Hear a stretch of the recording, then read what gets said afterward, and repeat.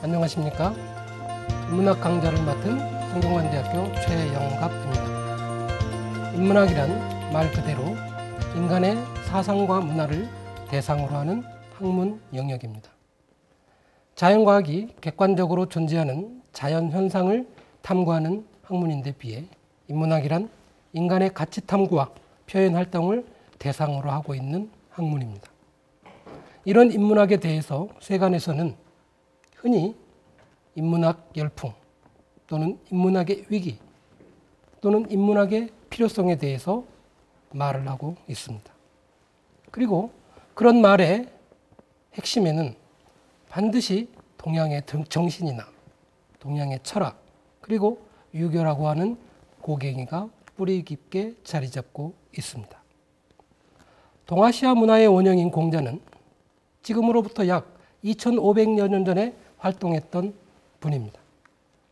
그 가늠기 힘든 긴 시간 속에서도 사라지지 않고 더욱 빛을 발하는 유교 그리고 공자.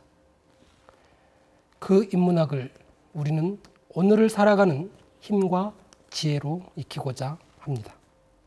그것이 이번 유교 인문학 강좌의 본질이며 목표입니다.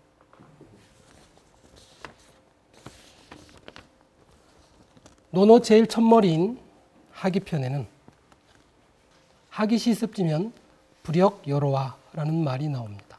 즉 배우고 때로 익히면 또한 즐겁지 아니한가 라고 하는 말입니다. 그것은 공자가 그만큼 학문을 중시했다는 것을 뜻하기도 합니다.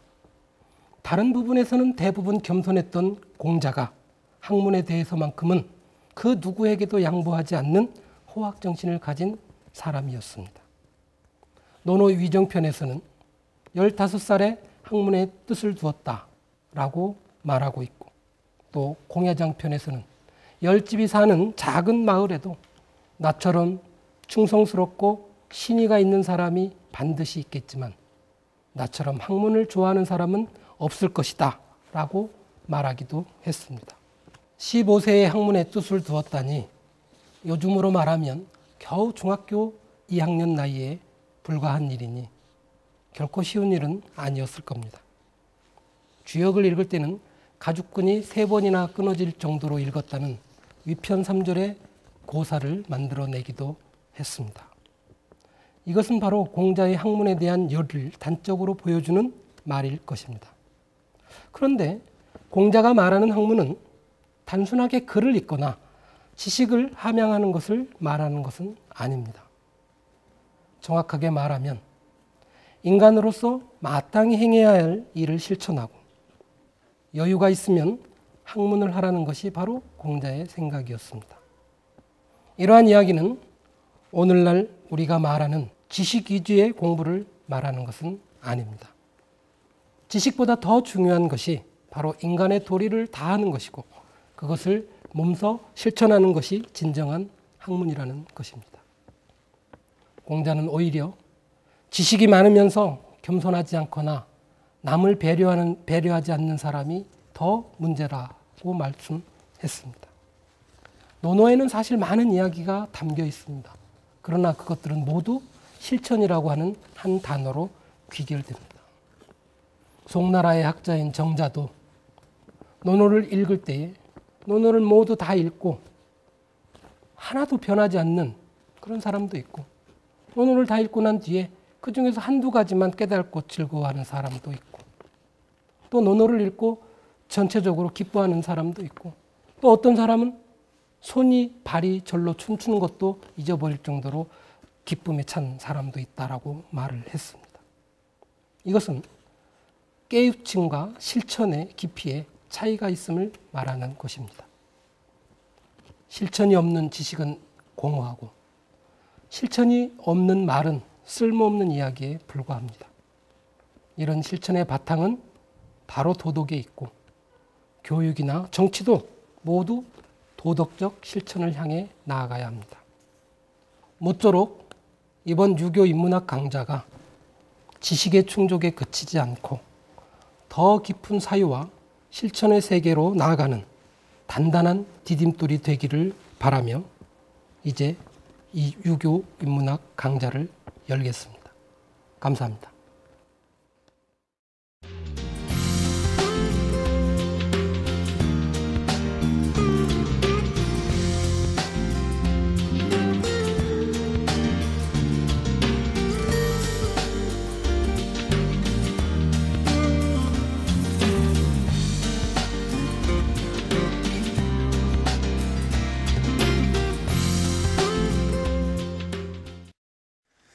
안녕하셨습니까? 전주대학교 역사문화과 5학년입니다. 우리는 지난 시간에 조선의 문치주의 트로이카 중에서 세 제도 중에서 경연과 언관을 살펴봤습니다. 이번 시간에는 실록으로 대변되는 사관제도, 실록에 대해서 확인해 보도록 하겠습니다. 우선 무엇보다 실록은 실물이 현재 우리한테 남아있기 때문에 한번 같이 그 중에 일부를 확인해 보는 게 좋을 것 같습니다. 자, 한번 보실까요? 일본 국왕 원이지가 사자를 보내어 코끼리를 바쳤으니 코끼리는 우리나라에 일찍이 없었던 것이다. 명하여 이것을 사복시에서 기르게 하니 날마다 콩 4~5두씩을 소비하였다. 태종실록 권 20일 11년 2월 22일 개축. 전 공조전서 이유가 죽었다. 처음에 일본 국왕이 사신을 보내어 순상을 바침으로 삼군부에서 기르도록 명했다. 이유가 기이한 짐승이라 하여 가보고 그 꼴이 추함을 비웃고 침을 뱉었는데 코끼리가 노하여 밟아 죽였다. 태종실록 권 24 12년 12월 10일 신유. 이게 코끼리에 대한 얘기네요. 그러니까 일본 국왕이 코끼리를 선물로 바쳤답니다. 당연히 이제 코끼리는 우리나라에 없는 동물입니다. 그러니까 이제 궁궐에서 말 관리하는 사복시에 다가 맡겼는데 이놈이 콩 4~5마리씩 먹는 겁니다, 하루에. 그런 기사가 났어요. 이 코끼리를 잡은 거는 조선왕조실록이라고 하는 그 홈페이지가 있습니다. 무료로 다 공개하는, 번역해서 공개하는 사이트가 있는데 거기를 제가 들어가 봤더니 이렇게 밑에 검색어 순위들이 떠 있는데 코끼리가 이렇게 있어요. 그래서 어떤 분들이 코끼리를 왜 찾았나 해가지고 저도 한번 넣어본 결과입니다. 그래서 그걸 지금 여러분들께 지금 소개를 해드리고 있는 겁니다. 아무튼 이렇게 해서 4~5마리씩 그 코끼리가 먹어 치우니까 이제 이런 상황을 봤어요. 근데 다음 기록을 또 클릭해가지고 검색어가 코끼리인 거에서 클릭을 해서 보니까 이런 기록이 나왔습니다. 공조전서 이유란 사람이 죽었는데 왜 죽었나 봤더니 공조전서면은 공조판서입니다. 건설부 장관이에요. 근데 왜 죽었나 봤더니 이 코끼리한테 가가지고 이상하게 생겼으니까 막 툭툭 찌르고 또 침 뱉고 그랬나 봐요.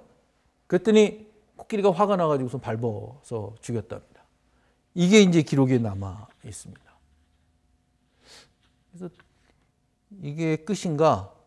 그러고 봤더니 뒤에 또 그 코끼리가 주인공이 되는 기록이 또 남아 있습니다. 또 보실까요?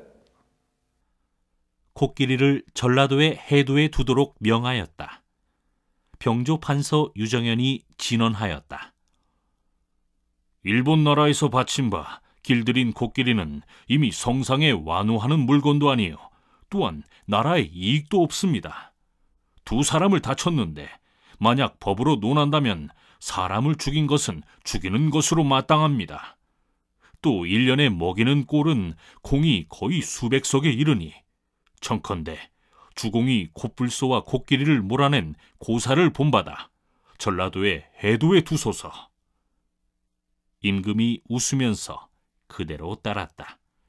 태종실록 권 26 13년 11월 5일 신사. 길들인 우리가 봤던 코끼리를 전라도에 있는 해도 반이 섬에다가 보내라고 나왔네요.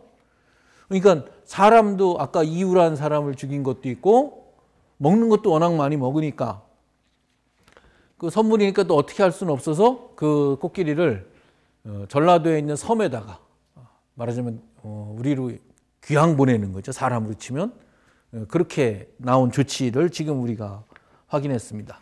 이 태종도 이제 상황이 그렇게 보니까 웃으면서 그래 그러면은 해도로 보내라 이렇게 이제 얘기를 했던 거죠. 섬으로 보내라. 그리고 난 다음에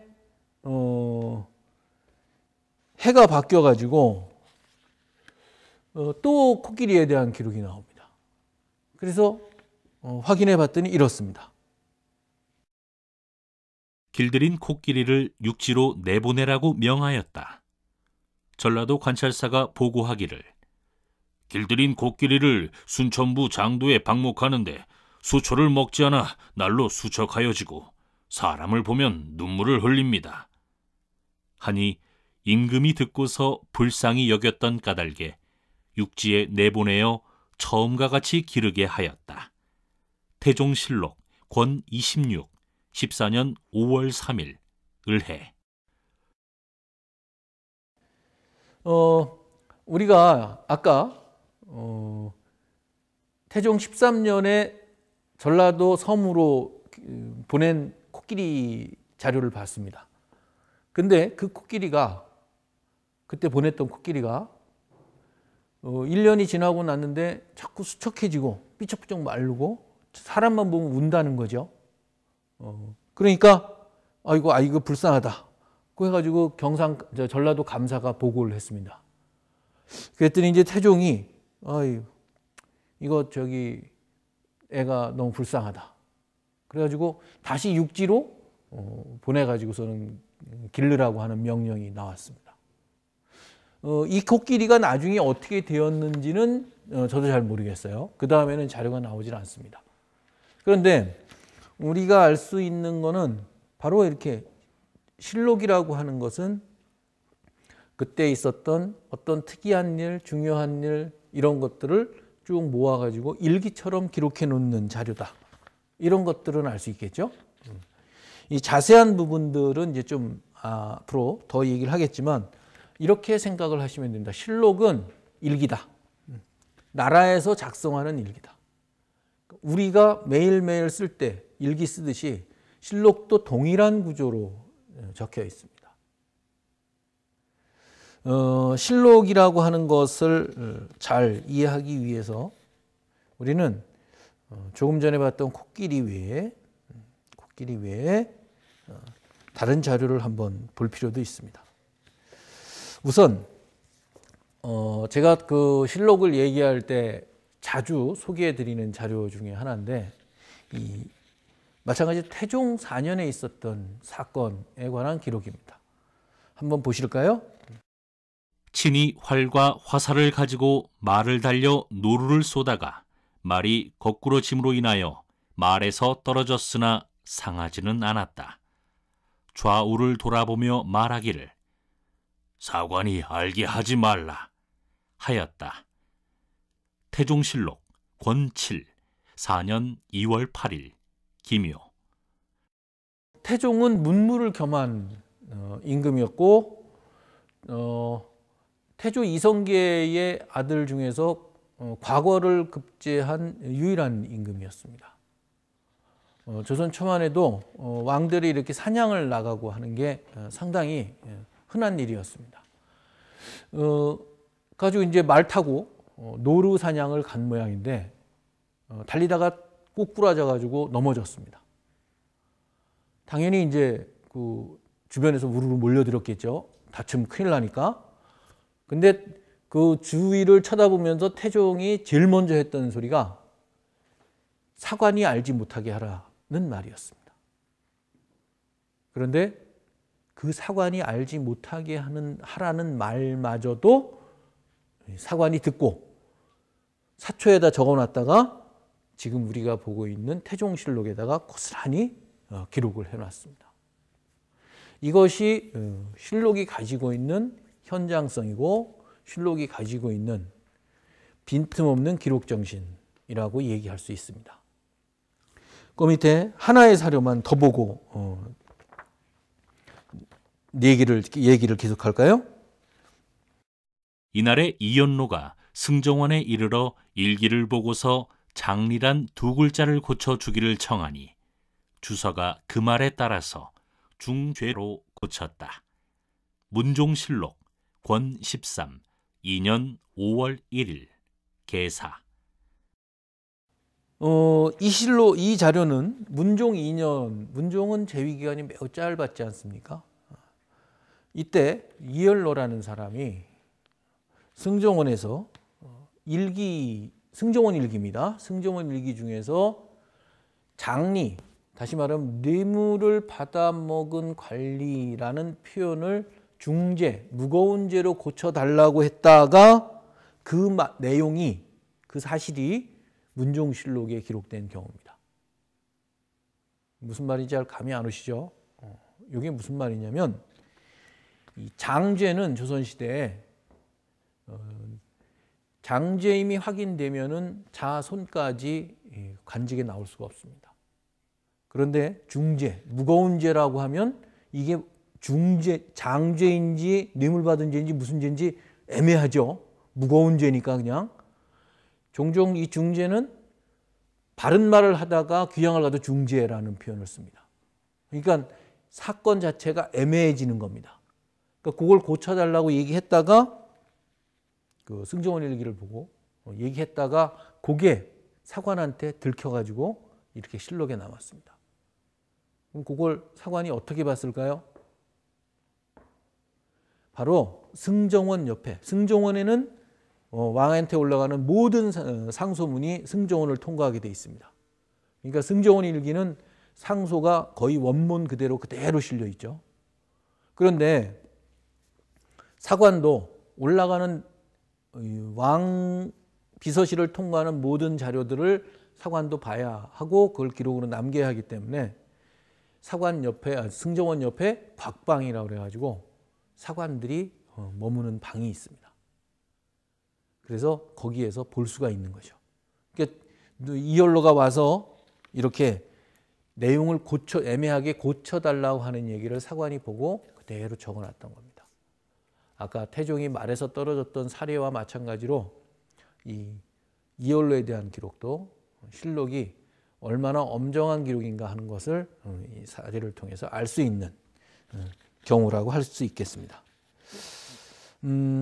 좀 딴 얘기를 한번 먼저 좀 해볼까요? 실록 하다가 제가 이렇게 기억이 나는 건데요. 우리 왜 초등학교, 국민학교, 초등학교 다니다 때 보면 칠판 있고, 칠판 왜 구석에 그 반장이 떠든 아이 그래 써놓고 이름 적지 않습니까? 그러면 5학년, 떠든 아이 5학년. 박근혜 이렇게 적히겠죠. 그러면 그렇게 이름 적히는데 그 이름이 적히면은 조용했다가 이름을 지워줍니다. 조용하면. 그렇죠. 그래서 저는 그런 풍습이 어디서 왔나 궁금해가지고 제가 영화를 볼 때마다 이 초등학교 영화가 나오는 데는 유심히 봅니다. 근데 제가 못 봤어요 아직. 그 나오는 데가 영화에 그런 장면이 나오는 것을 제가 보질 못했습니다. 물론 이제 뭐 그렇게 영화를 뭐 다 본 건 아니니까. 아무튼 매우 특이한 현상 방법 중에 하나다. 이름 적는 거 하나만으로 뭔가 그 공간, 거기서의 질서가, 그 커뮤니티의 질서가 유지될 수 있다고 하는 거죠. 그래서 이걸 볼 때마다 저는 이게 오히려 실록의 생각이 납니다. 실록은, 사초는 무슨 내용이 적혀 있는지를 다른 사람들이 알 수가 없습니다. 그 실록은 누구한테 보여주는 자료가 아닙니다. 이 대목 중요합니다. 결국 잘못하면 역사에 이름이 적힌다 라고 하는 이유 때문에 그 자체만으로 경계가 되고 어떤 삶을 조심해야 하고 바르게 가져가야 될 기제로 작동한다는 거죠. 이걸 저는 그래서 실록의 떠드나이 효과라는 말로 부릅니다. 말 그대로 떠드나이처럼 이름이 적히는 순간 적혔는지 안 적혔는지 모르기 때문에 역사에는 사관이 적었는지 안 적었는지도 모르기 때문에 적힘으로써 혹은 그거는 상태를 만들므로써 긴장하는 상태를 만들므로써 관료제를 말하자면 정화시켜 나가는 이런 역할을 하게 된다는 것입니다. 그래서 우리가 쉽게 볼 수 있는 학습 이 떠드나이라고 하는 우리 어렸을 때의 경험은 아주 흥미로운 우리들한테 사태를 보여주고 있습니다. 제가 이 실록은 나라에서 작성하는 일기라고 제가 얘기를 드렸습니다. 지난 시간에 우리가 언관이라고 그랬어요. 사원부 사관원 언관 얘기했고, 그랬을 때 이런 얘기를 합니다. 이 언관은 한 시대의 공론이다. 공적인 논의, 요즘으로 얘기하면 여론이 되는 거죠. 근데 사관은 만세의 공론이라고 얘기합니다. 그러니까 10,000 generation의 공론이. 그러니까 영원한 공론이라는 거, 역사의 공론이라는 뜻입니다. 후대에 두고두고 남으니까요. 바로 이게 사관제도 실록이 가지고 있는 무서운 힘이었던 것이죠. 우선 아까 얘기 드렸습니다만 사초도 아무나 볼 수 없죠. 그런 것처럼 당연히 실록도 볼 수가 없습니다. 특히 실록은 비장되어 있기 때문에 이 비장되는 건 조선 전기에는 그 읍치 지역, 그러니까 말하자면 그 성주, 충주 이런 읍치 지역에 보관했다가 이게 임진왜란 때 전란을 거치면서 상당히 불에 타지 않습니까? 그러니까 이제 조선 후기에는 산으로 보냅니다. 산으로 보내가지고 이제 대개 거기에 수호사찰을 둬가지고 절에서 스님들이 관리를 하기도 하고 하는데 그걸 열고 닫는 건 꼭 누가 합니까? 사관이 있어야 합니다. 사관은 두 종류가 있습니다. 우리가 알고 있는 한림이라고 불렀던 전임으로 하는 사관들이 있고요. 8명입니다. 그 다음에 중요한 관청들마다 그 관청에 있는 기록들을 모으고 또 각자 자기들도 사초를 남길 수 있는 겸임직이 있습니다. 우리가 알고 있는 경연관이었던 홍문관원들, 그 다음에 우리가 사원부 사관원의 관원들은 전원이 겸임입니다. 사관을 겸할 수가 있어요. 의정부에도 있고 또 그다음에 외교 종친들 담당하는 종부시에도 있고 또 서연 담당하는 세자 교육을 담당하는 서연에도 있고 외교를 담당하는 예조에도 있고 이렇게 중요한 관청들의 기록들을 맡아서 이걸 다 어디로 가져오냐면 춘추관에 있는 사관들한테 모아옵니다. 요거를 차곡차곡 파일로 정리해 놓는 거죠. 그게 사초입니다. 물론 이 사관들은 집에서도 자기들이 기록을 할 수가 있습니다. 지금도 그 남아 있는 기록들이 있습니다. 그래서 이제 이 춘추관에 보관해 놓는 사초가 있고 집에다 놔두고 집에서 자기가 들은 얘기들도 사관은 다 쓸 수가 있습니다.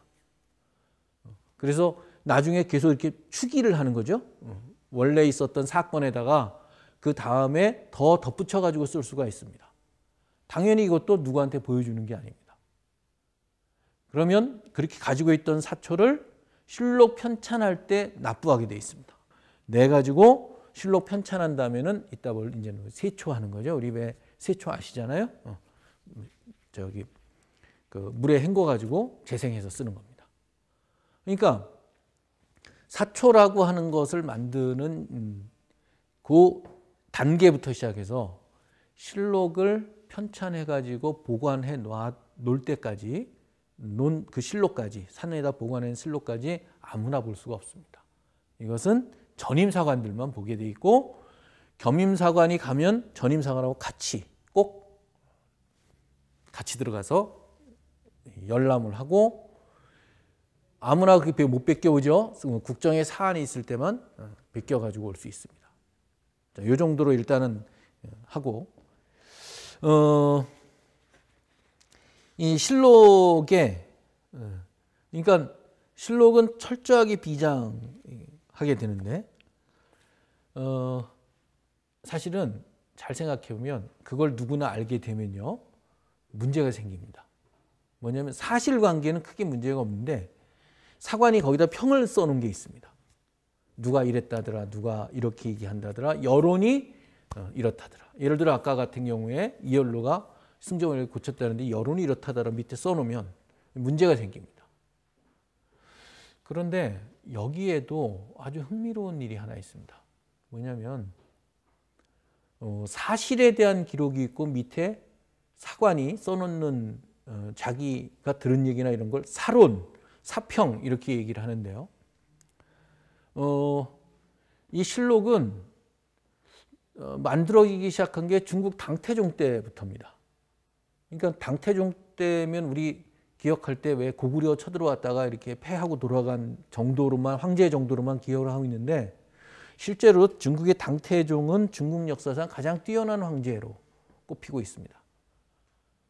실제로 당태종 때가 전환기인데 중국사에서도 어떤 귀족 사회에서 관료 시스템으로 전체의 국가 운영 체계가 변환해 나가는 시점이었는데 그 전환을 당태종이 만들어 아무튼 당태종 혼자 한 건 아니겠지만 주도해 가지고 성공적으로 당왕조라고 하는 것이 성립되게 되는 것이죠.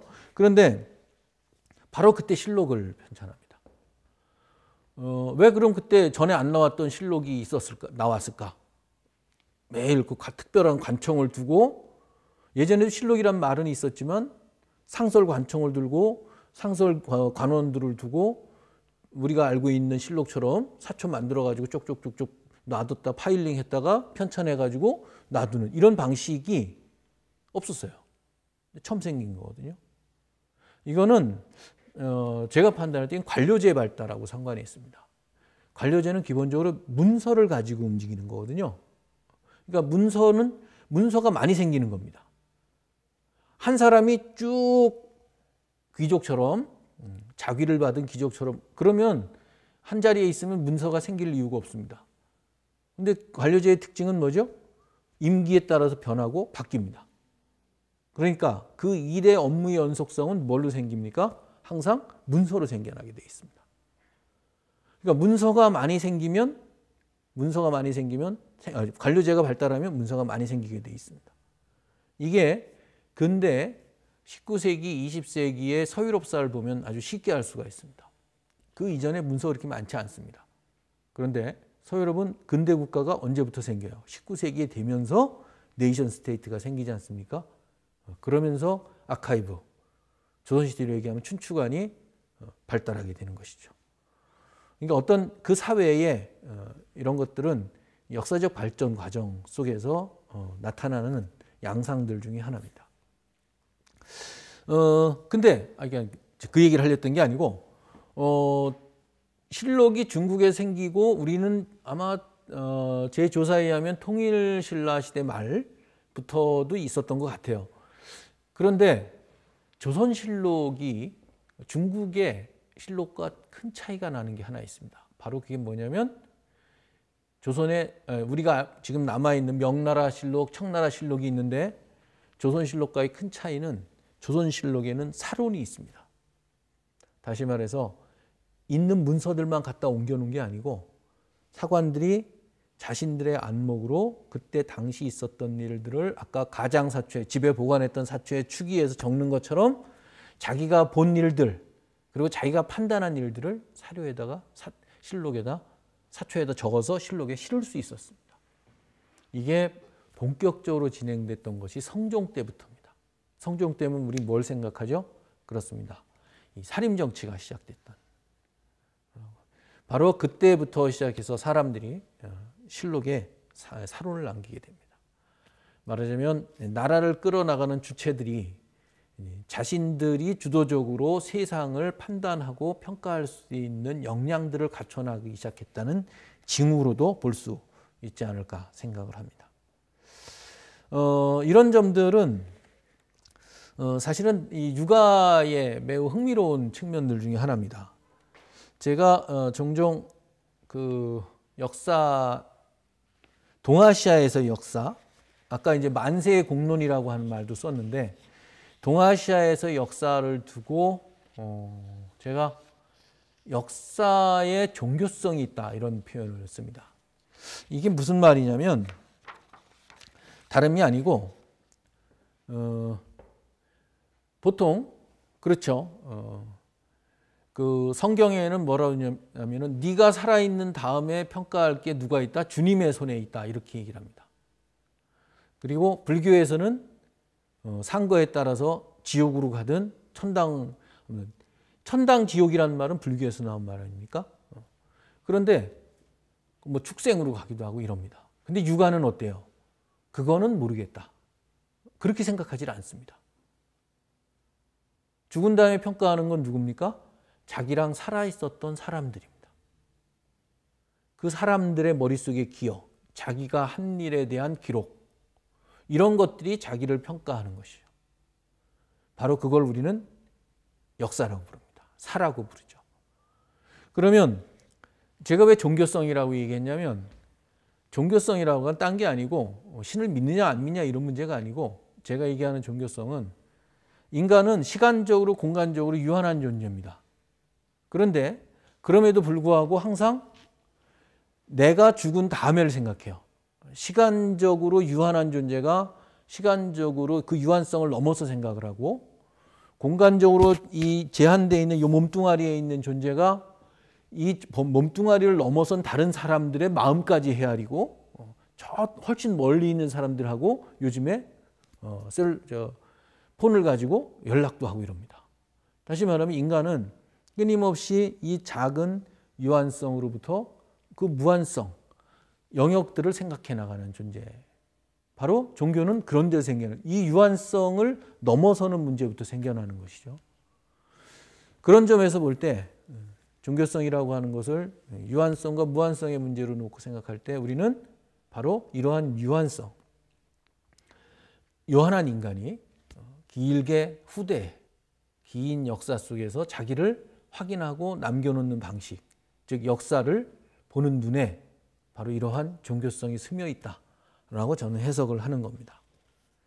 바로 그런 게 아주 극적으로 드러나는 게 언제냐면, 실록이 언제 편찬하는지 아세요? 실록을?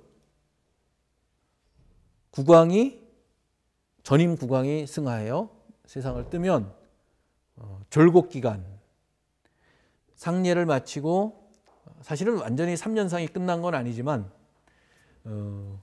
평복으로 갈아입고 정무를 보기 시작할 때, 졸곡이 끝나자마자 가장 먼저 하는 일이 바로 실록 편찬입니다. 춘추관에서 이제 실록을 편찬하셔야 합니다. 다시 말해서 한 왕이 끝나면 바로 이어서 후대 왕이 정무를 보면서 시작하면서 제일 먼저 하는 일이 실록 편찬이다. 물론 조사를 해보면 처음부터 실록이 이렇게 왕대별로 편찬된 건 아닙니다. 아까 그 당태종 때부터 실록이 편찬됐다고 얘기를 했지만, 이 당태종 때는 당태종이 살아있을 때 실록을 편찬했고요. 나중에는 이제 그 편리한 그 실용주의적인 측면이 있죠. 실용적인 측면이 고려할 때 뭐냐면, 그러니까 현종 때는 연호 단위, 개원실록 뭐 이래가지고 연호 단위를 편찬했다가 나중에 가선 아마 차츰 당대에 살아있을 때 편찬하면 어때? 아무래도 간섭이 들어오고 왜곡이 들어오고 이러니까, 그리고 시간 다 구획 단위로도 한 왕대가 탁탁 편하지 않습니까? 아마 이제 그래서 우리가 알고 있는 조선왕조 실록 때는 왕대 단위로 탁 편찬하는 게 이렇게 정식화되지 않았을까? 저는 이제 그렇게 생각을 하는 겁니다. 그래서 이러한 측면들을 이제 우리가 실록을 보면서 생각을 할 수 있는 것이죠. 제가 좀 죄송한 게 이런 거죠. 아까 실록은 비장하고 함부로 들어가서 볼 수가 없는 겁니다. 근데 당연히 이제 들어갈 때 어떻게 해야 되냐면 이렇게 4번 절하고 들어가야 됩니다. 이거는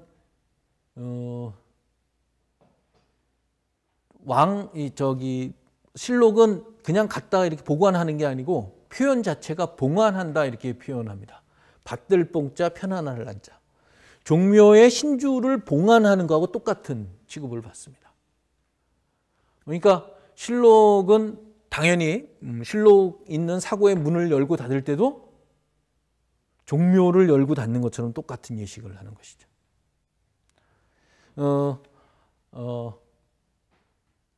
사과는 만세의 공론이라고 그랬지만 잘 이렇게 생각해 보면요. 여기에 무척 재미있는 장면이 하나 있습니다. 뭐냐면 우리는 조선 왕조 시대에 왕조 이후를 얘기하면 그건 반역입니다. 그렇죠? 그런데 유일하게 왕조 시대에 왕조 이외의 시대를 얘기할 수 있는 기회가 있습니다. 바로 만세를 얘기할 수 있는 실록을 얘기할 때입니다. 왜 그렇죠? 논리적으로 한번 생각해 보세요. 실록은 언제 공개가 됩니까? 왕이 죽었을 때? 아니죠. 뭐 3대, 4대 지나면? 아니죠. 언제예요? 그 왕조가 끝났을 때 실록은 공개가 되는 겁니다. 그럼 뭘 전제로 만드는 거예요? 실록은 그 왕조가 망했을 때를 전제로 만드는 겁니다. 왕조 시대에 유일하게 반역이라는 혐의를 쓰지 않고 왕조 이후를 얘기할 수 있는 게 바로 이 실록입니다. 그래서 뭐라고 그랬어요? 나라는 망할 수 있지만 역사는 망할 수 없다라는 말이 그래서 생긴 겁니다. 그렇기 때문에 실록은 나라의 기록이라기보단 바로 문명의 기록이고 그 속에 살고 있는 사람들의 문명, 사회의 기록이라고 하는 성격을 갖게 되는 것입니다. 근데 지금은 이제 예를 들어 귀장각이나 국가기록원에 실록이 보존되어 있습니다. 아주 좋은 시설에서 역시 오동나무 상자로 깨끗하게 보관하고 있는데 제가 그 국가기록원에 공무원으로 취직을 한 다음에 당연히 그 부산에 있는 보존서고에 가서 실록을 견학했습니다. 아까도 말씀드렸지만 봉헌하는 장소이기 때문에 제가 가가지고 4번 절하고 들어가야 되는데 그냥 쑥 들어갔습니다. 근데 아주 사진에서 보여드리는 것처럼 세종실록부터 이렇게 봤는데 물론 이제 그 전주사고본 가지고 복각을 한 거기 때문에 다시 찍어낸 거 활자로 다시 찍어낸 거기 때문에 된 거는 세종실록이라고 해도 뭐 600년 된 게 아니고요. 한 400년, 500년, 그래도 400년 됐네요. 된 거지만 아주 깨끗합니다. 근데 지금 제가 보여드리는 것은 뭐냐면 제가 지금 장갑을 안 끼고 맨손으로 지금 이렇게 보고 있어요. 옛날 같았으면 이게 뭐 능지처참은 아니지만 귀향을 가고도 남을 일입니다. 손에는 항상 소금기가 묻어 있기 때문에 이런 고서를 볼 때는 항상 장갑을 끼고 봐야 됩니다. 그리고 실제로 국가기록원 그 담당자도 우리 들어갈 때 장갑을 줬습니다. 장갑을 줬는데 제가 이 사관들의 채취를 한번 느껴보고 싶어서 장갑을 안 끼고 슬쩍 이렇게 하고 이제 사진을 찍었는데 지금 이 사진은 범죄 현장이기도 한 거죠. 이러면 안 됩니다. 이런 일을 하면 안 된다는 뜻에서 제가 저기 그 사진을 찍어놨습니다. 이 손에는 나트륨하고 암모니아가 항상 땀을 통해서 나오기 때문에 아무리 좋은 한지지만 쉽게 상할 수가 있습니다. 이러면 안 됩니다. 근데 실록은 아까 말씀드렸습니다만 사관의 사초를 통해서 편찬이 되기 시작합니다. 그래서 왕이 이제 승하하면 이 실록청이라는 데를 이렇게 만들죠. 임시관청입니다. 실록청이라는 데를 만들어서 거기에 우선 당연히 그 8명의 한림들, 사관들도 오고, 아까도 말씀드렸습니다만 그 겸임하고 있는 사관들도 차출이 돼서 실록청을 구성합니다. 총재관이 있고 당상들이 도청 당상 1, 2, 3방 당상 이렇게 딱 체계를 갖추고 처음부터 이제 많은 자료들을 가져다 놓고 산삭을 하게 되는 것이죠. 산삭을 하는데 그냥 산삭하는 게 아니고, 산삭이라고 하는 건 주로 줄이는 거죠. 워낙 많으니까 그 많은 걸 갖다 어떻게 다 저기를 하겠습니까? 그러니까 처음부터 줄여나갑니다. 줄여나가는데 초초본, 중초본, 정초본. 그 다음에 그걸 정초본은 이제 이 사료들은 전부 초소로 돼 있으니까 그걸 갖다 정서해가지고 다시 한번 확인해가지고 이 판을 앉혀서 그걸 또 다시 교정을 봐가지고 간행을 하는 일련의 이 과정들을 거치게 되는데,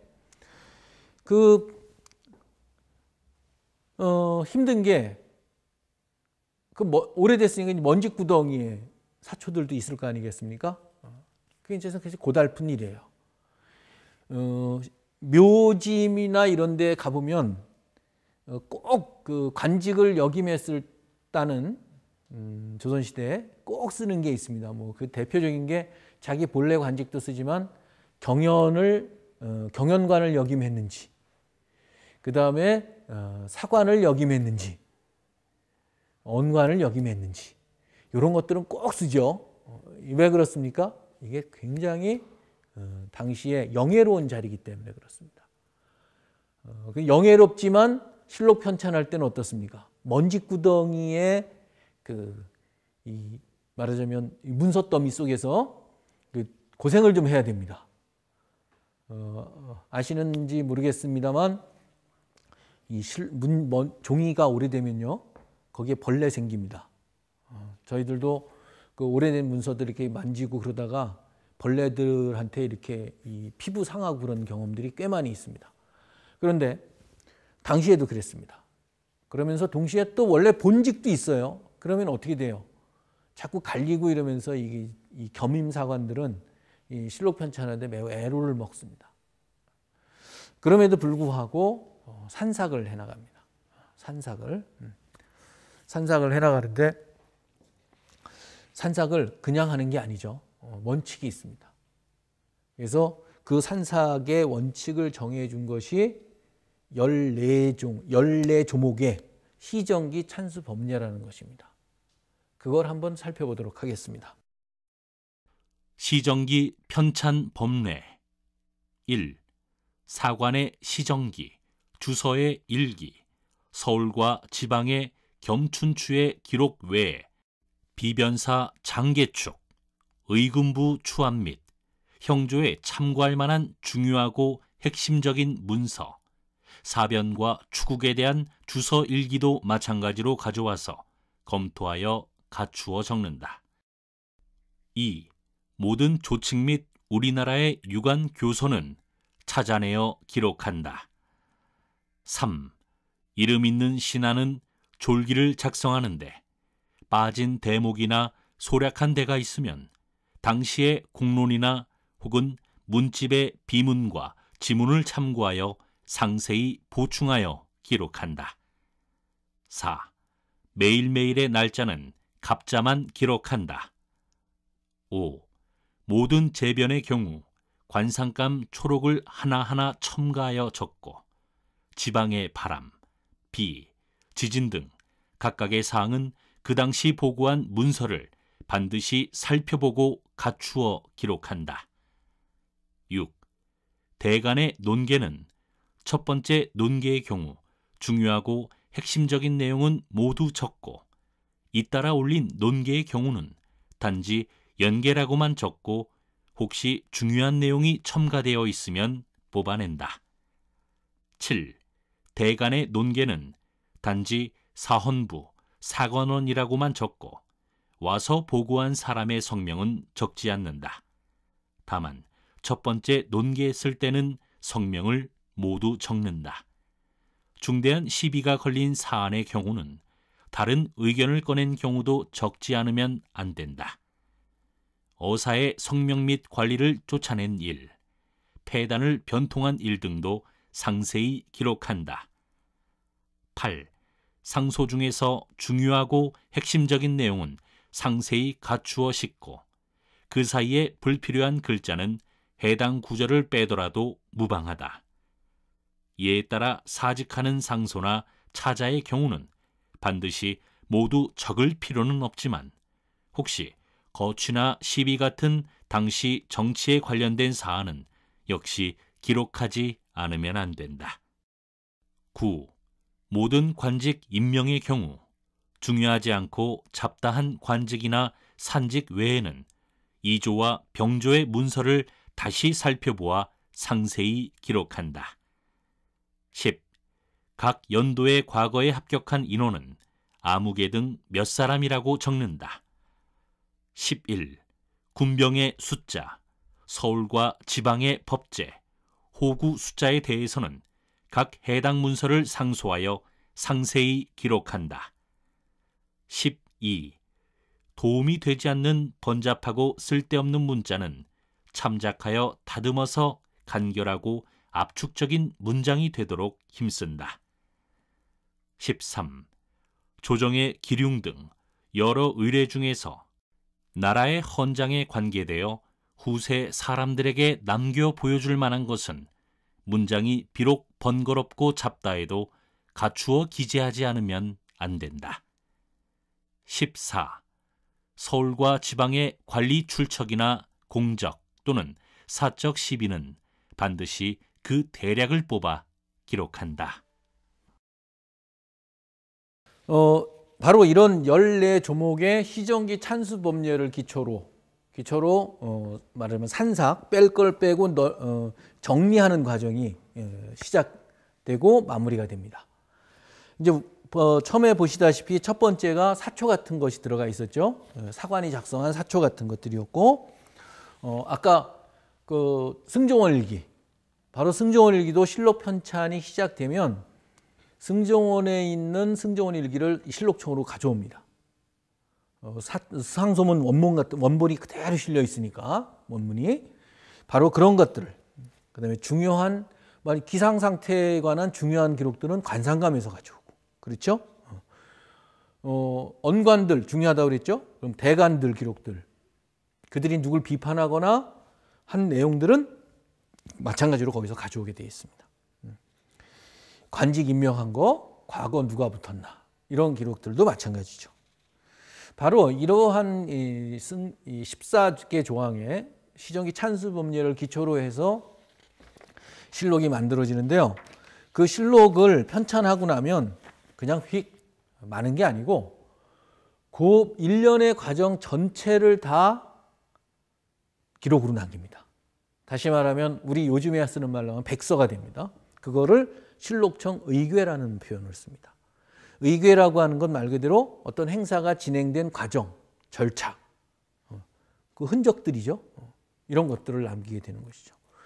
거기에는 처음에 누가 이 실록을 만들자고 제안을 했는지, 당연히 이제 춘추관입니다. 그럴 땐 실록은 부터 시작해서 실록 편찬하는 과정에서 관원이 바뀐 내용, 들어간 물품, 심지어는 거기에 실록을 편찬하면 제일 나중에 그 상자 안에 말하자면 요즘 같이 뭐 소독약 그런 것이 없으니까 그때는 천궁 같은 그 약초를 씁니다.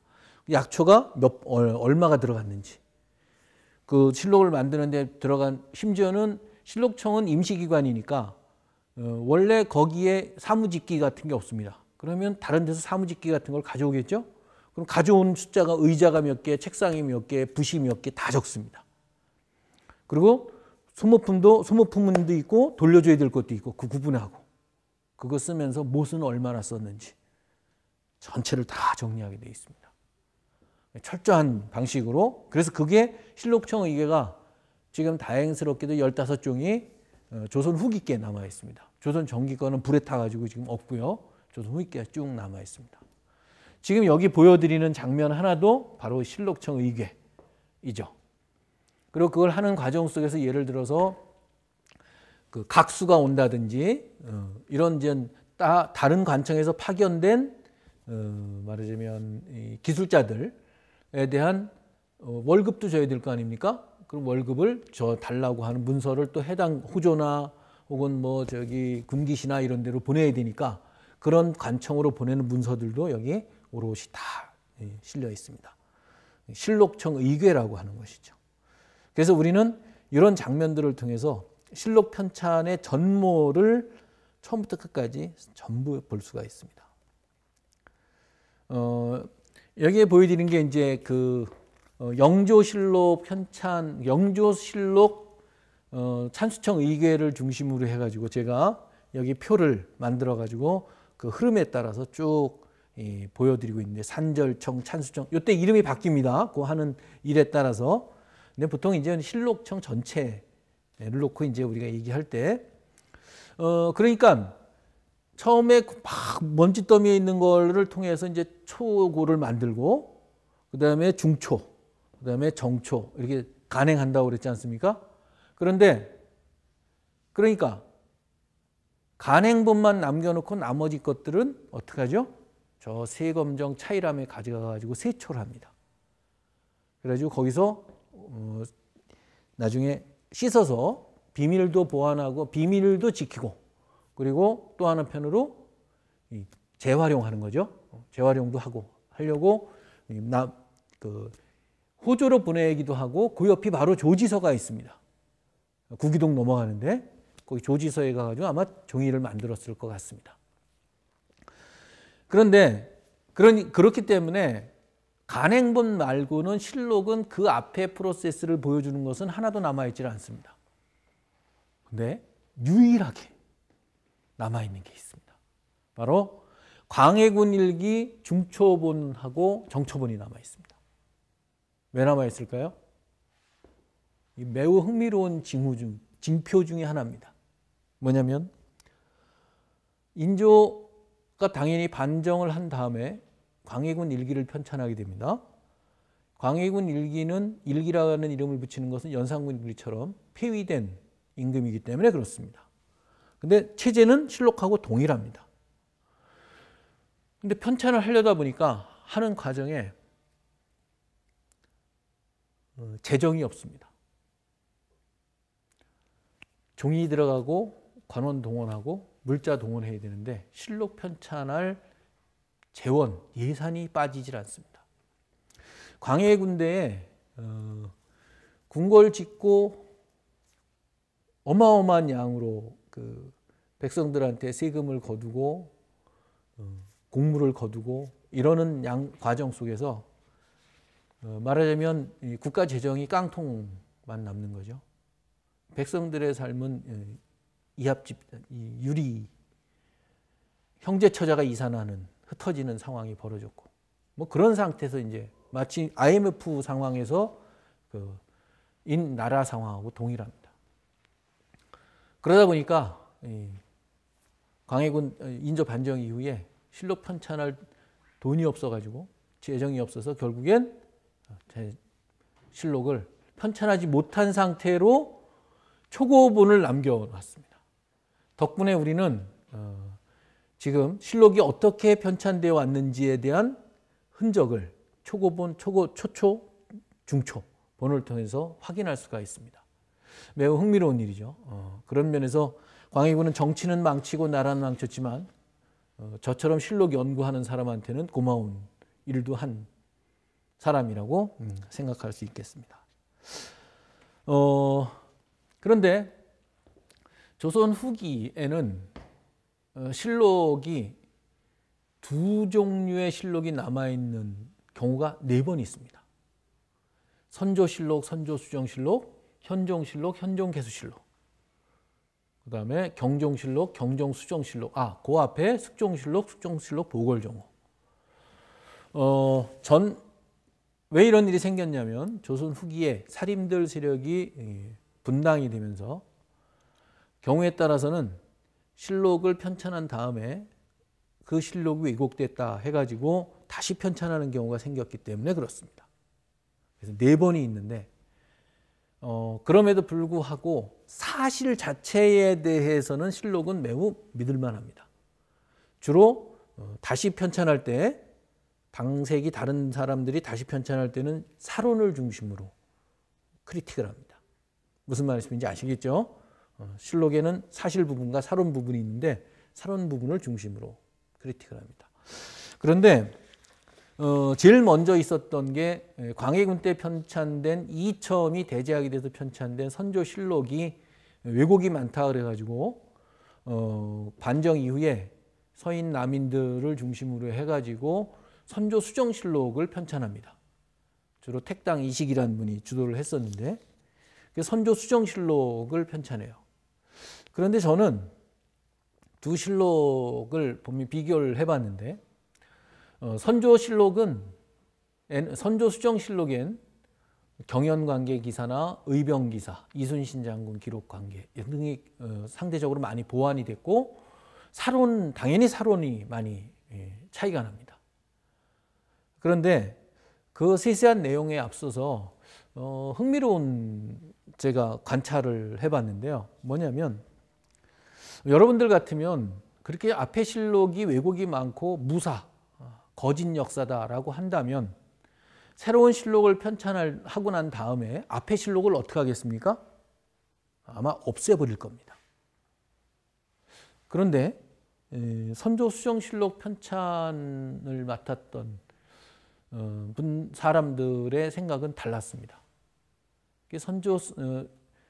그게 선조수정실록 뒤에 부록으로 붙어 있기도 한데 그걸 그대로 남겨놓습니다.